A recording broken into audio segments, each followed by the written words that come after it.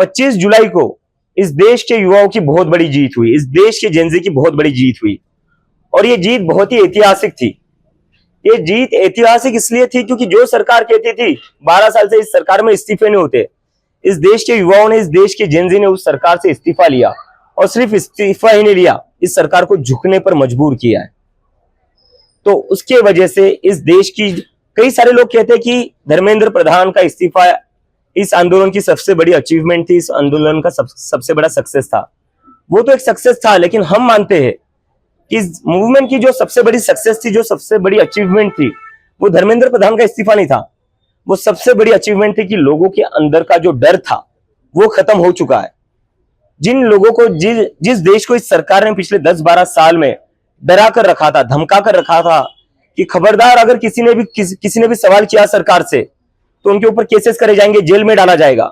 उसके बाद भी देश के युवा सड़कों पर उतरे और इस तरह उतरे कि इस सरकार को झुकना पड़ा। तो हम मानते हैं इस आंदोलन की सबसे बड़ी अचीवमेंट जो है वो है लोगों के मन के अंदर का डर खत्म होना। इस युवा ने इस देश को उसकी आवाज वापस दी है, लोकतंत्र वापस दिया है, देश को हिम्मत दी है फिर से सरकार से सवाल करने की, जवाबदेही मांगने की।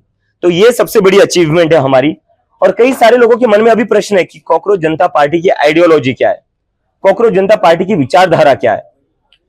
तो मैं उस पर यह कहना चाहता हूं कि कॉकरोच जनता पार्टी की वही विचारधारा, वही आइडियोलॉजी है जो इस देश के संविधान की विचारधारा है। कॉकरोच जनता पार्टी डॉक्टर बाबा साहेब अंबेडकर, महात्मा गांधी और पंडित जवाहरलाल नेहरू ने जो भारत का सपना देखा था, उनके सपनों का जो भारत था, उनकी जो फिलॉसफीज थी, हमारी विचारधारा भी वही रहेगी।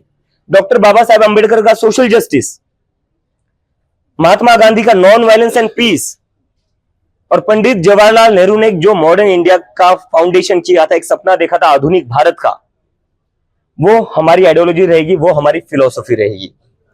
उसके बाद आते हैं कि कॉकरोच जनता पार्टी का आगे का एजेंडा क्या है, कॉकरोच जनता पार्टी आगे जाकर क्या करने वाली है। तो मुझे आप सभी लोगों को बताते हुए खुशी हो रही थी कि कई सारे लोग हमें मैसेजेस कर रहे थे, मैसेजेस कमेंट्स पर पूछ रहे थे कि आगे क्या करोगे, आगे क्या करोगे। तो उस पर हम एक अनाउंसमेंट करने जा रहे हैं। सितंबर के महीने में कॉकरोच जनता पार्टी एक नेशन वाइड कैंपेन शुरू करने जा रही है। ये एक तरीके का नेशन वाइड टूर होगा हमारा। इस कैंपेन का नाम होगा क्या बोलती पब्लिक, क्योंकि अभी जो जरूरत है वो पब्लिक की बात होने का जरूरत है। पब्लिक को अपनी बात रखनी पड़ेगी, पब्लिक की आवाज सुनने का वक्त आ चुका है अब। और अगर आप पब्लिक की आवाज नहीं सुनोगे तो पब्लिक ये सड़कों पर उतरेगी। तो इसलिए हमने जो डिसाइड किया है, क्योंकि हम वो गलती दोहराना नहीं चाहते जो आज तक इन बाकी लोगों ने दोहराई है। जंतर मंतर का जो हमारा एक्सपीरियंस रहा है, जो हमें समझ में आया है, वो ये रहा है कि इन लोगों का जो कोर फ्रस्ट्रेशन है, ये जो जेनजी है, इनका कोर फ्रस्ट्रेशन ये है कि इन लोगों को डिसमिस किया जाता है, इन लोगों को इग्नोर किया जाता है, इन लोगों से कोई बात नहीं करता है, इन लोगों से कोई पूछता नहीं है कि आपकी एक्सपेक्टेशंस क्या है, आपकी प्रॉब्लम्स क्या है, आपके सपने क्या है, इस देश को लेकर आपकी क्या उम्मीदें हैं, क्या होप्स है, ये कोई पूछता नहीं। तो हम वो गलती दोहराना नहीं चाहते। हम चाहते हैं क्योंकि इस देश की 60% पॉपुलेशन जो है वो अंडर द एज ऑफ 35 है, 65% पॉपुलेशन जो है वो अंडर द एज ऑफ 35 है।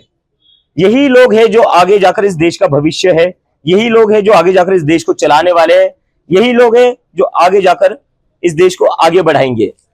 तो जो लोग आगे जाकर देश का भविष्य है, उन लोगों को इग्नोर करके, उन लोगों से बिना बात किए, उन लोगों से बिना एंगेज किए आप कैसे कोई पॉलिटिकल डिसीजन ले सकते हो, आप कैसे कोई पॉलिसी डिसीजन ले सकते हो, आप कैसे कोई पार्लियामेंट हो या इलेक्शन हो वहां पर डिस्कशन कर सकते हो।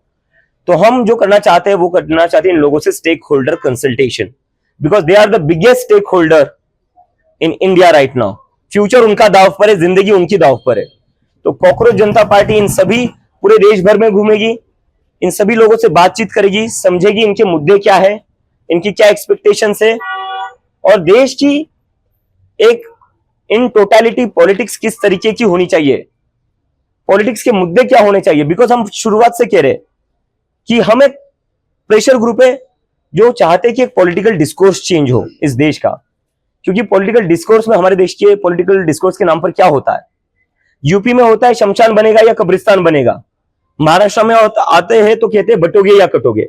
इससे किसी को जॉब्स नहीं मिल रही है, इससे किसी को अच्छी शिक्षा नहीं मिल रही है। तो हम जो चाहते हैं वो ये है कि मुद्दों की बात हो, शिक्षा की बात हो, बेरोजगारी की बात हो और इसके साथ साथ इस बात उनकी जो भी उम्मीदें, उनकी जो भी कंसर्न्स हो, बात उस पर हो, देश के युवाओं की बात हो, उनके मन की बात ज़रूरी है क्योंकि दे आर इन मेजॉरिटी, उनकी बात आपको सुननी पड़ेगी।